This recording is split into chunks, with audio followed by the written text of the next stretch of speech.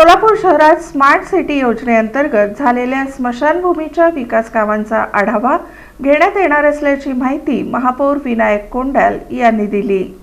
Solapur smart city योजनेअंतर्गत शहरातील 14 स्मशानभूमींचं नूतनीकरण काम करण्यात आलं। कुमठे स्मशानभूमी, मोदी स्मशानभूमी, मोदी ख्रिश्चन स्मशानभूमी, देगाव मुस्लिम कब्रस्तान स्मशानभूमी, जुना कारंबा नाका स्मशानभूमी, जुना पुणे नाका स्मशानभूमी, भावसार स्मशानभूमी, रूपाभवानी रोड लिंगायत स्मशानभूमी, रूपाभवानी रोड हिंदू स्मशानभूमी, अक्कलकोट रोड जडेसाब मुस्लिम स्मशानभूमी, अक्कलकोट रोड पद्मशाली स्मशानभूमी या सर्व स्मशानभूमींचं सुशोभीकरण करण्यात आलं।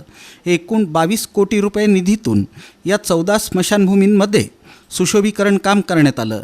प्रवेशद्वार, संरक्षक भिंत, गॅस दाहिनी, स्वच्छतागृह, अंतर्गत काँक्रीटचे रस्ते, सौर पथदिवे, वेटिंग शेड, बोअर आणि पंप सेट, बर्निंग शेड, पाण्याची टाकी, पेव्हर ब्लॉक, पथदिवे, प्रेरक करणारे साइन बोर्ड, स्टोअर रूम, विद्युतदाहिनी आदी कामांचा यामध्ये प्रामुख्यानं समावेश होता।